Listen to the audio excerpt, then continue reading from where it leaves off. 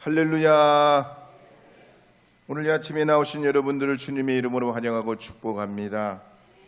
오늘은 8월 마지막 주일이자 이제 13주 동안 진행되는 왕 되신 예수님, 다스리시는 예수님, 우리를 통치하시는 예수님을 찬양하고 예배하는 왕국절이 시작이 됐습니다. 대강절 전까지 13주간이지요. 또 계절적으로는 이제 완연한 가을로 접어들어서 하늘에는 뭉게구름이 생기고 밤에는 귀뚜라미가 노래하는 때가 됐습니다. 사람들은 말로 대화하고 그렇게 해서 생각을 주고받지만 이 귀뚜라미 같은 곤충들은 소리로 서로 대화합니다. 그러면 소리를 못 내는 곤충은 어떡하냐? 페로몬이라는 냄새를 퍼뜨려 가지고 이 냄새로 수십 킬로가 더 가게 서로 교제하고 또 대화하고, 개미도 먼 길을 떠났다가도 다시 찾아올 수 있는 건 이 페로몬 때문입니다. 또 반딧불이, 개똥벌레는 어떡하냐? 배에서 빛을 반짝반짝 내는 거죠. 그러면서 신호를 서로 주고받는 거예요. 그래서 우리가 주님 안에 주신 하나님의 만 가지 은혜가 있지만 이 말이죠. 우리 입술의 이 말이 얼마나 축복된 건지 몰라요. 그래서 그냥 컹컹 짖는 개는 한두 번 우리가 들어줄 수 있잖아요. 계속 컹컹 자기 혼자만 짖으면 그 소음이 되고 시끄러워요.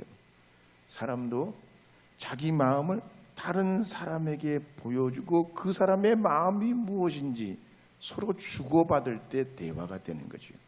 그런 대화가 있을 때 가족이 서로 화목하게 되고 이웃이 서로 좋은 사이가 되는 겁니다. 그런 의미에서 한번 인사 한번 하도록 하겠습니다. 풍성한 가을 되세요. 행복한 가을 되세요. 우리 기뻐하며 경배하세 찬송가 64장인데요. 1절, 2절 부르고 간주하고 4절을 부르겠습니다.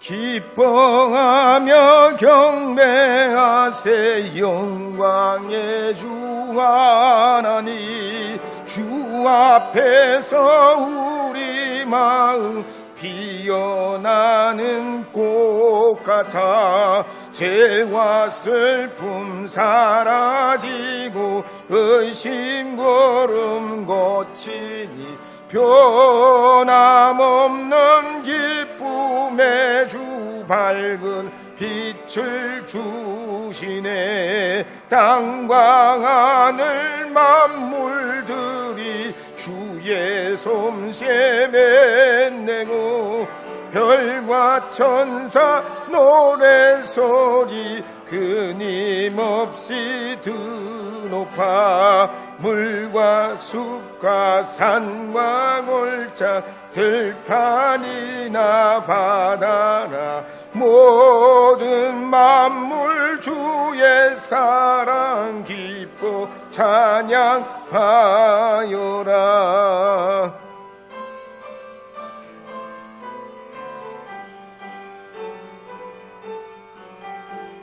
새벽별의 노래 따라 힘찬 찬송 부르니 주의 주리래요 한맘 되게 하시네. 노래하며 행진하여 싸움에서 이기고 성전가를 높이 불러 주께 영광 돌리세. 저는 오늘 아침 누가복음 14장 7절에서 14절 말씀을 중심으로 하나님 나라 잔치라는 제목으로 하나님의 말씀을 선포하려 합니다. 성경은 모두 66권으로 나눠져 있고 1189장에 31,102절로 되어 있습니다. 그렇지만 이런 모든 성경의 장과 절은 하나님 나라라는 주제에 연결이 되어 있습니다. 가령 영화로 말하자면 총감독은 하나님이시고 대본은 성경이고 주인공은 예수님입니다. 그렇다면 예수님께서 선포하신 이 하나님 나라는 어떤 나라일까요? 하나님 나라라는 말은 말 그대로 하나님이 통치하시는 나라입니다. 크게 보면 하나님의 나라는 이 땅에서부터 시작되어 저 천국에까지 이르는 것입니다. 그러면 예수님께서 선포하신 이 하나님 나라는 어떤 특징이 있는가? 첫 번째는 임박한 나라입니다. 가령 마태복음 3장 2절 말씀에 보면 이렇게 기록하고 있습니다. 함께 읽어보겠습니다. 회개하라 천국이 가까이 왔느니라 하였으니. 마가복음 1장 15절도 읽겠습니다. 이르시되 때가 찼고 하나님의 나라가 가까이 왔으니 회개하고 복음을 믿으라 하시더라. 누가복음 10장 9절도 한 번 더 읽습니다. 거기 있는 병자들을 고치시고 또 말하기를 하나님의 나라가 너희에게 가까이 왔다 하라. 예수님께서 이 선포하신 하나님 나라는 멀리 있는 나라, 언젠가는 오는 나라, 죽어서만 가는 나라가 아니에요. 그래서 주기도문에도 보면 마태복음 6장 10절 말씀에 보면 이렇게 말씀하고 있습니다. 함께 읽겠습니다. 나라가 임하시오며 뜻이 하늘에서 이루어진 것 같이 땅에서도 이루어지이다. 나라가 임하시, 하나님 나라가 임하게 해달라는 거예요. 이 땅에. 왜 그럼 우리 구주 예수님께서 이렇게 임박한 하나님 나라를 선포하셨을까요? 그것은 본래 하나님께서 우리 인간을 창조하셨지만 아담과 하와가 악한 사탄의 유혹에 넘어져서 사탄의 종이 되고 죄와 죽음의 통치 아래 놓여 있게 됐기 때문입니다. 그래서 하나님께서는 이와 같은 우리 인간을 구원하시기 위해 여러 선지자들을 보내시고 급기야는 외아들 우리 주 예수 그리스도를 보내시어서 십자가에서 죽으심으로 대속하기까지 우리가 하루라도 한시라도 1분 1초라도 완전한 구원에 이르기를 원하셨기 때문입니다. 그래서 하나님 나라는 급박합니다. 시급해요. 그래서 고린도후서 6장 2절 하반절 말씀에도 보면 이렇게 선포하는 내용이 나옵니다. 함께 읽겠습니다. 이르시되 내가 은혜 베풀 때 너에게 듣고 구원의 날에 너를 도왔다 하셨으니 보라 지금은 은혜 받을 만한 때요 보라 지금은 구원의 날이로다. 호세아서 10장 12절도 읽어보겠습니다. 너희가 자기를 위하여 공의를 심고 인내를 거두라. 너희 묵은 땅을 기경하라. 지금이 곧 여호와를 찾을 때니 마침내 여호와께서 오사 공의를 빛처럼 너희에게 나타내시리라. 아멘. 이순신 장군이 쓴 난중일기에 보면 임진년 1592년 4월 16일 밤에 10시경입니다. 밤 10시경.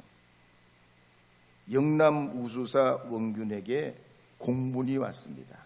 부산진이 이미 함락됐다. 이 일이 너무나 분하고 원통하다고 적고 있어요. 그리고 5월 2일 일기에 보면 3도의 공문이 다시 도착했는데 남해, 해련, 미조, 항첨사, 상주포, 곡포, 평산포 이 만호들이 말하자면 거기에 지휘자들이죠.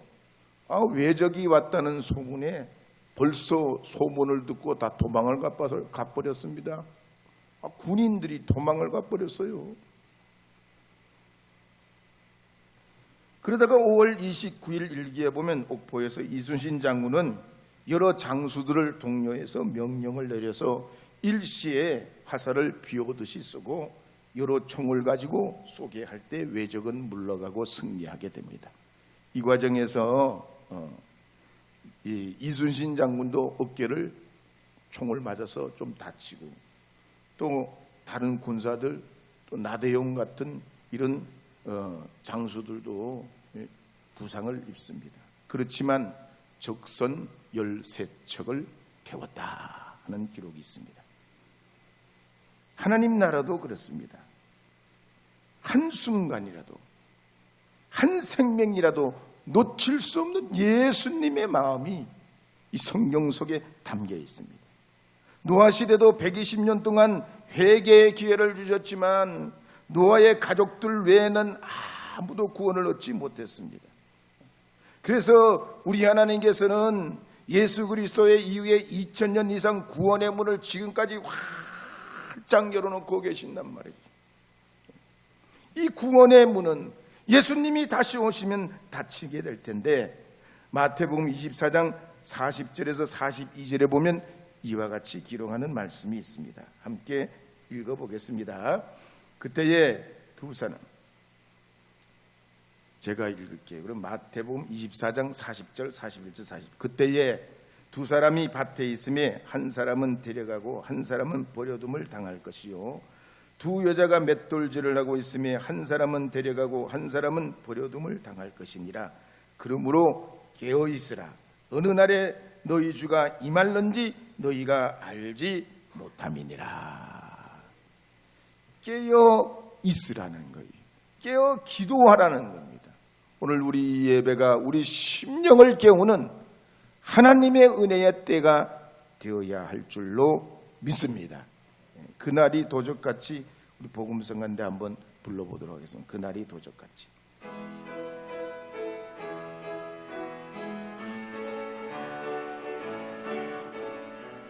그날이 도적같이 이룰 줄 너희는 모르느냐. 늘 깨어 있으라. 잠들지 말아라. 주님과 동행하라. 항상 기뻐하라. 쉬지 말고 기도하라. 범사에 감사하라. 이는 예수 안에서 너희에게 향하시 하나님 뜻이니라.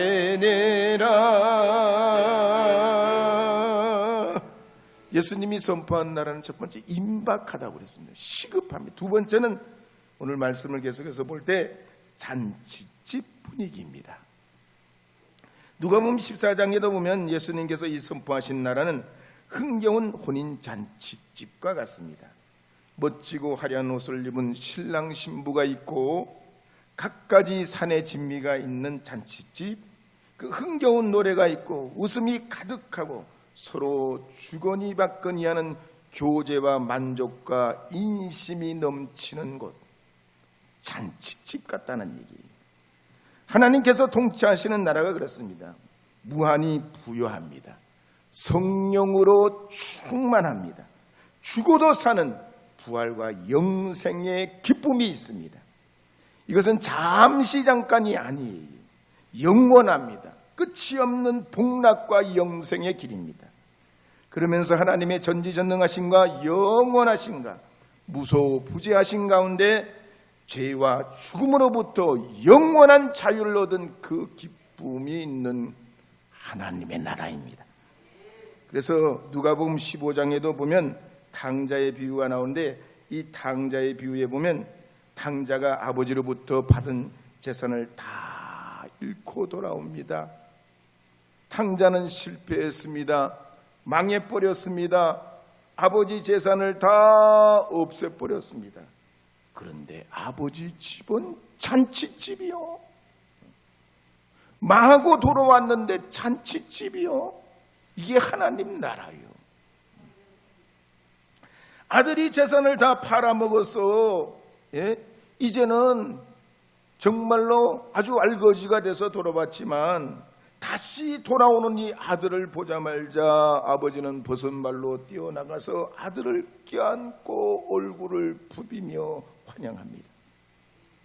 이 돌아온 아들 때문에 잔치가 벌어지고 예복을 입히고 손가락에 가락지를 끼워주고 살찐 송아지를 잡고 풍악을 울립니다.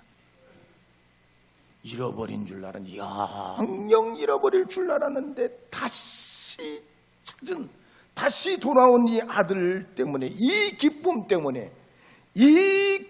때문에 잔치를 하는 것, 하나님의 나라입니다. 그래서 미국의 켈빈 칼리지의 철학과 신학을 가르치고 있는 제임스 스미스는 말하기를, 우리가 하나님 나라 시민이라면 하나님 나라를 상상하라 그랬습니다. 정서적으로는 평안을 가지고, 지성적으로는 문학과 시와 영화 같은 분위기로, 영적으로는 하나님 앞에 진정한 예배자로 상상하라고 그랬습니다. 또 미국의 강연자이자 베스트셀러 작가인 폴 트립도 지금 누리는 하나님 나라는 책에서 소개하기를, 우리는 하나님 나라 시민으로서 우리 안에 내재하고 있는 좁은 나라, 나만의 소왕국을 뛰어넘어 하나님 나라의 그 초월적이고 또 보이는 것 이상의 그 엄청난 비전을 가져야 한다 그랬습니다. 그래야 가슴이 뛰고 소속감이 생기고 이 예배 중에도 더 높고 존귀하신 하나님께 예배하고 은혜로운 삶을 살아갈 수 있다고 그랬습니다. 그래서 오늘 이 본문 말씀과 같이 이 아침에 나오신 여러분들은 여러분 안에 갇혀있지 마시고 십자가의 은혜로 속박을 끊어버리시고 새로운 삶을 발견하시어서 어두움에서 은혜로, 죄의식과 두려움에서 주님이 주시는 그 거룩한 자유와 은혜의 기쁨으로 나가는 하나님 나라의 백성들이 되시기를 주님의 이름으로 축복합니다. 그날이 도적같이 한 번 더 부를게요. 그날이 도적같이.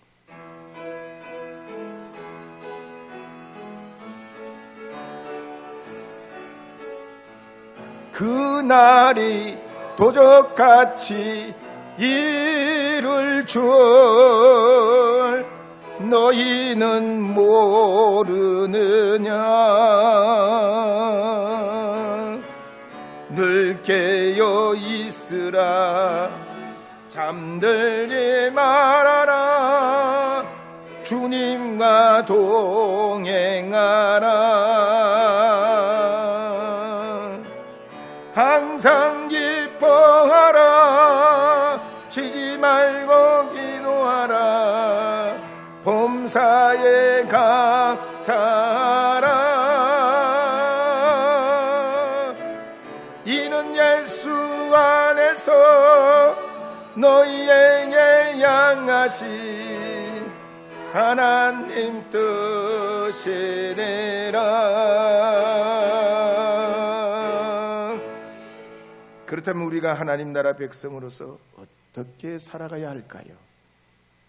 가령 다이어트를 하는 사람이 있다면 겉으로는 잘 규칙을 지키면서 몰래 아무도 모르게 초코 쿠키를 먹고 초콜릿 우유를 마시고 치즈 돈가스에 이태리 피자에 파스타를 매일매일 잡수신다면 어떻게 될까요? 겉으로는 아닌 척해도 결국은 실패할 겁니다. 신앙생활도 그렇습니다. 겉으로는 아닌 척하고 몰래 쿠키, 우유, 돈가스, 파스타를 먹는 영적 생활을 하면 실패할 수밖에 없어요. 그래서 누가복음 14장 12절에서 14절 말씀에 보면 하나님의 나라의 영적 가치 4가지를 실천하라고 말씀하고 있습니다. 한번 누가복음 14장 12절, 13절, 14절 읽어보도록 하겠습니다. 함께 읽겠습니다. 또 자기를 청한 자에게 이르시되 내가 점심이나 저녁이나 베풀거든 벗이나 형제나 친척이나 부한 이웃을 청하지 말라. 두렵건대 잔치를 베풀거든 차라리 가난한 자들과 몸 불편한 자들과 저는 자들과 맹인을 청하라. 그리하면 그들이 갚을 것이 없으므로 내게 복이 되리니 이는 의인들의 부활 시에 내가 갚음을 받겠음이라 하시더라. 하나님의 나라는 임박하고 잔치집 같기에 어떻게 해야 되냐? 주님 나라의 가치 네 가지. 첫째는 겸손요, 두 번째는 양보요, 세 번째는 배려요, 마지막은 베푸는 실천이 있어야 된다고 성경은 기록합니다. 성경시대 이 바리새인들은요, 율법 교육을 철저히 받았기 때문에 고든 인품에 학식에 애국심에 또 어쩌면 긍정적인 영향력을 가지긴 했습니다. 그래서 이 바리새인들은 이스라엘 사회 안에서 누구보다도 우대받고 존경받아야 할 사람일 수도 있습니다. 그런데 어느 순간 자기는 의롭고 다른 사람들은 그렇지 않다 생각하기 시작합니다. 기도를 해도 11조를 해도 봉사를 해도 금식을 해도 자기 의를 드러내게 됩니다. 밖에서도 그렇지만 이 교회 안으로 들어와서도 마찬가지. 다른 사람의 잘못은 경찰관처럼 살피고 검사처럼 분석해냅니다. 오늘 우리는 어떻습니까? 내가 이 정도면 우대받아야 되지 않냐? 내가 이 정도면 높임을 받아야 되지 않냐? 성경시대 혼인잔치집에는 높은 자리, 중간 자리, 낮은 자리가 있었습니다. 높은 자리는 맨 앞에서 사람들의 눈에 띄고 몸을 기대어 편하게 앉을 수 있는 자리입니다. 남들이 알아주는 편한 자리지요. 오늘날도 그렇습니다. 우리가 어디든지 자리싸움이요, 자리싸움. 버스를 타도 기차를 타도 장사를 해도 공부를 해도 일을 하고 사업을 해도 자리싸움이 치열합니다. 왜냐하면 높은 자리로 올라가면 대우가 달라지고 수입이 달라지고 혜택이 달라지고 저 사람 능력 있네, 저 사람 똑똑하네, 저 사람 참 대단하네 인정받을 수 있는 자리라고 여기기 때문입니다. 그런데 오늘 예수님께서는 뭐라고 말씀하시는 거 아니? 겸손하고 양보하고 배려하고 베푸는 실천을 하라는 거예요.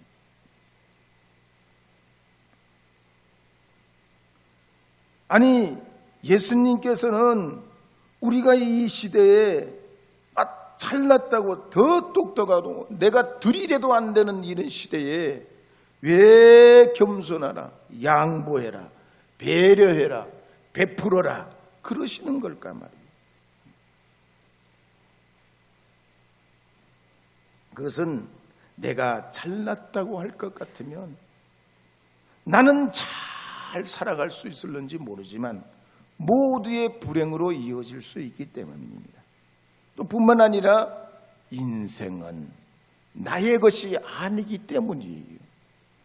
하나님이 부르시면 가야 하는 인생입니다. 롬부어가 쓴 레버리지라는 책에 보면 이런 대목이 있어요. 국제빈민구호단체 옥스팜에서 발표한 걸 보면 전 세계의 부의 절반을 인구 1%가 점유하고 있다는 거예요. 전 세계의 부의 절반을 1%가 가지고 있어요. 또 부의 88%를 5% 사람들이 다 가지고 있어. 그래서 이 사회에서 이분이 얘기하는 거예요. 열심히 일하는 거, 뭐 희생하고, 뭐 남들보다 더 오래 일하고, 더 일찍 일어나고, 더 늦게까지 안 자고, 그러면 성공할 것 같지 아니라는 거예요. 다 짜져 있다는 거예요. 다 짜져 있다는 거예요. 정해져 있다는 거예요. 그래서 영국의 같은 경우에는 최고 소득하고 최저 소득의 그 수입의 비교를 해보면 22배 차이 난다는 겁니다. 가령 속독을 하는 사람은 책을 읽다가 보면 빨리 속독을 하는 게 유리하거든요.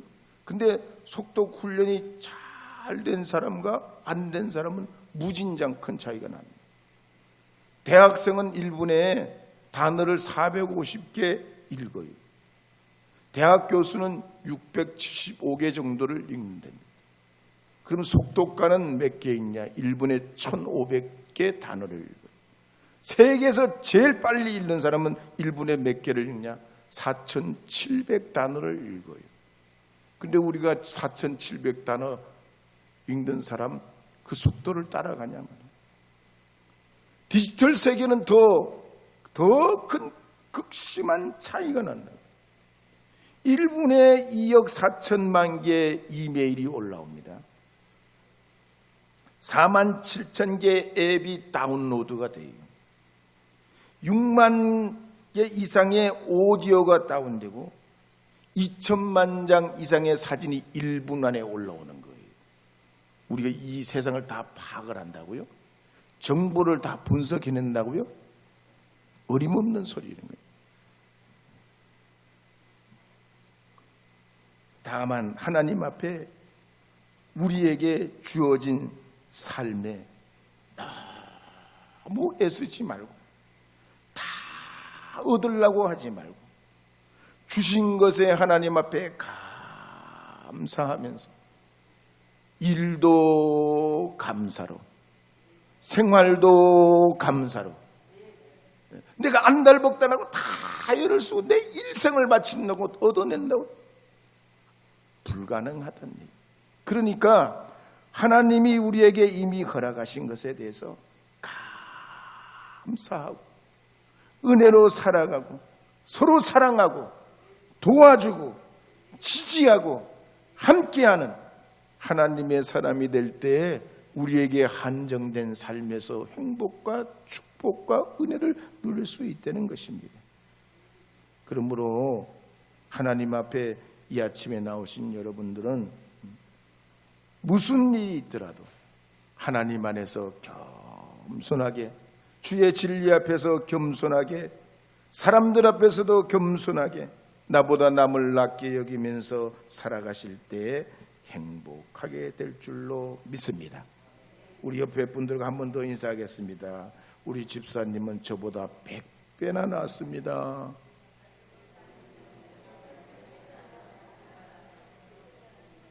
한 번 더 인사해요. 집사님은 훌륭하십니다. 제가 항상 집사님께 배워야 됩니다.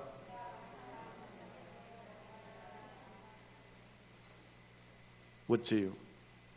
틀림없는 말씀이지요. 우리 지휘자님 오늘 찬양할 때 제가 맨날 찬양할 때 우리 찬양대 나와서 할 때 제가 여기서 이렇게 지켜보고 은혜를 받잖아요. 우리 지휘자님은 천상 지휘자요. 그렇게 즐겁게 하나님께 찬양하는 모습을 보면 천상 지휘자요. 지휘 안 하면 안 되겠어.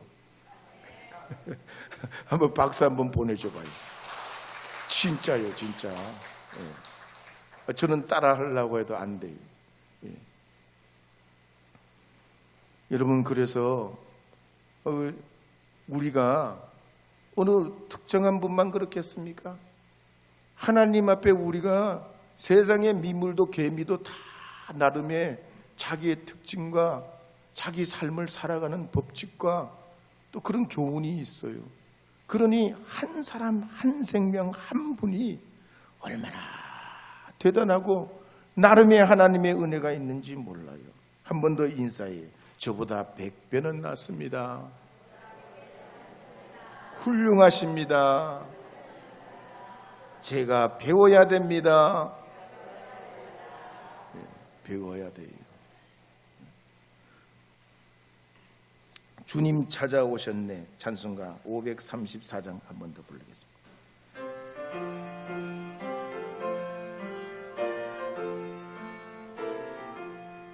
주님 찾아오셨네. 모시어 드리세 가시관을 서서 모시어 드리세. 우리 죄를 속하려 십자가를 지셨네. 받은 고난 그서라 모시어 겸손한 자 찾도다 모시어 드리세. 하늘에서 부르네 모시어 드리세. 좋은 자리 드리고 주시려내 구하세. 하늘나라 세우세 모시어 드리세. 스위스처럼 눈이 많이 오는 데서 눈사태를 만나게 되면 살아남는 방법이 3가지가 있다고 그래요. 첫째는 침을 뱉으래. 웬침? 자기 앞에 눈이 확 쌓이면 이 눈을 얼른 좀 치우고 침을 뱉으래요. 웬침이요 진짜. 왜 침을 뱉으라고 하냐면 눈으로 확 덮어 쌓이면 침을 뱉으면 침이 떨어지는 쪽이 땅 쪽이라는 거예요. 중력 때문에. 그래서 침을 뱉어보라는 거예요. 침을 퇴퇴 뱉어보라는 거예요. 그러면 침이 떨어지는 쪽이 아래쪽이기 때문에 살려면 어디로 가야 돼요? 아래쪽으로 파면 안 돼. 반대쪽 위쪽을 파야 된다는 거야. 그래가지고 침 뱉어가지고 반대쪽을 향해서 무조건 파야 된대요. 그러면 눈사태를 만나도 살아남을 가능성이 많다는 거예요. 우리가 예수님께서 이 세상에 오셨을 때 바리새인들은 방향을 잘못 잡았어요.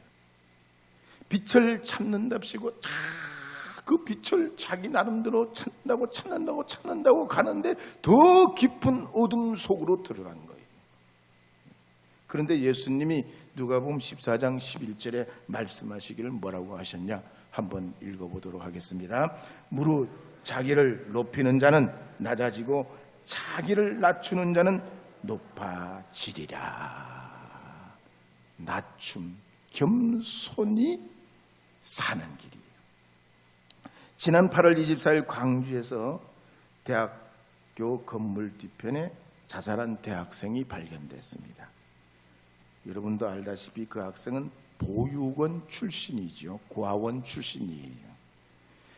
만 18세가 되면 고아원에서 독립을 해야 돼요. 나와야 돼요. 올해 초에 이 보육원에서 이 학생도 독립을 했습니다. 지원금 700만 원을 가지고 나왔는데 홀로 서기를 하다가 좌절하고 절망하면서 자살하고 말았습니다. 근데 동물농장 같은 프로그램을 보면요, 개나 고양이가 애처롭게 사는 모습을 TV로 보여줍니다. 카메라 감독들이 얼마나 앵글을 잘 잡는지 그 고양이, 개가 그 애처롭게 쩔뚝거리고 비틀거리는 걸 보면 진짜 눈물 날라 그러고 안타깝고 전화번호 알아가지고 막 기부하고 싶어지고 막 그래요. 근데 말이죠, 우리 사회가 다시 되짚어 봐야 돼요. 개나 동물이나 고양이는 말이죠, 어디에 무슨 다치면 그렇게 사람들이 애처로워하면서 노약자들, 장애인들, 빈곤가정들 힘들게 어렵게 살면 눈물 흘리고 안타까워하는 게 개, 고양이만 못한 것 같아요.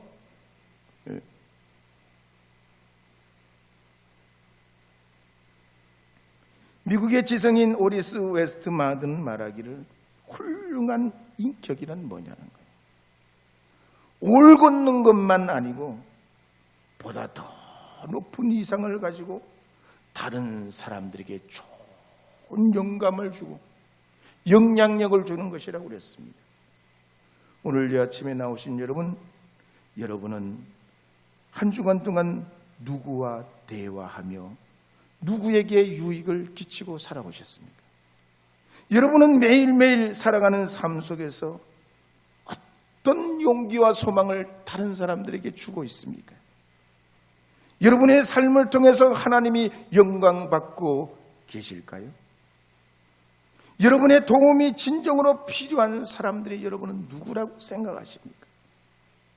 오늘 이 아침 이 주님 나라에 초대받은 우리가 하나님께서 우리에게 허락하는 삶의 한도 내에서 잔치집 같고 시급한 이 하나님의 나라, 거룩한 구원의 은혜를 오늘 예수님 말씀하신 겸손과 양보와 베풀음으로 우리 주님의 은혜로 나누어 주의 나라를 확장하는 하나님의 사람이 되게 될 때에 우리가 살아가는 삶이 더 아름답고 더 감동되고 더 축복된 내일이 오게 되고 우리 자녀 후손들에게 주님의 나라, 잔치집 같은 주님의 나라가 이어지고 더 놀랍게 풍성한 삶을 살게 할 줄로 믿습니다. 이 한 주간도 주님 주시는 그 은혜, 주님이 우리를 택하신 그 은혜에 화답하는 마음으로 우리 자신을 낮추어 세상을 향해 나가는 주님의 자녀들 되시기를 주의 이름으로 축복합니다.